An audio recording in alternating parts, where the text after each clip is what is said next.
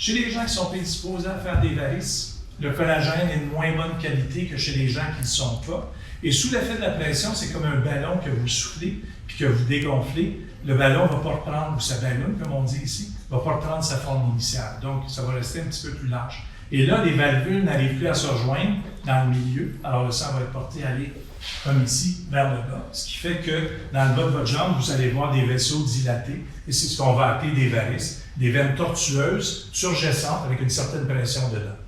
Et surtout, ça peut amener des symptômes. Principal symptôme, le premier symptôme des veines qui apparaissent, c'est la démangeaison. Les gens ne savent pas ça, mais quand tu vois des vaisseaux apparaître, c'est le plus commun, ça pique. C'est un des signes de maladie valveuse qui commence, qui apparaît. Conséquence d'un défaut valvulaire, des varices primaires et secondaires, comme j'ai expliqué. On dit primaire parce que là, il n'y a pas eu d'incident, on ne se connaît pas la cause. Secondaire, c'est plus si vous aviez eu une thrombophlébite puis ça a bloqué des veines et ça détruit vos valvules, vous allez avoir des varices secondaires. Télangiectasie, c'est ce que les gens appellent communément ici des varicosités.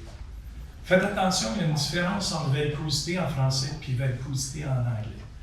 En anglais, on dit varicosities pour varices. Alors, quand vous lisez la littérature, vous allez penser qu'on parle de varicosité, des petites télangiectasies. Télangiectasie, nous autres en médecine, c'est les petites veines, là, les spider veins.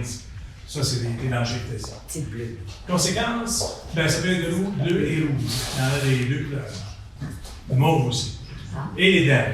Et plus loin que ça, si le défaut il persiste puis on ne le traite pas, tu peux avoir même des changements cutanés suite à ton insuffisance veineuse.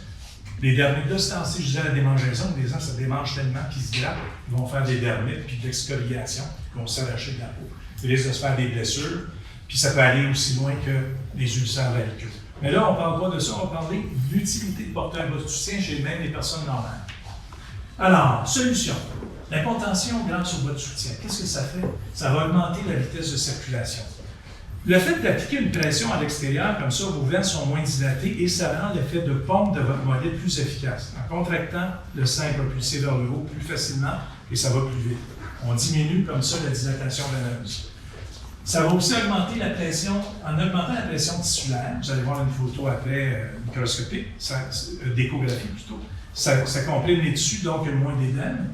Et ça va aussi diminuer et le reflux et la stase veineuse. Donc, moins d'édème à la fin de la journée, moins de gonflement de vos chevilles.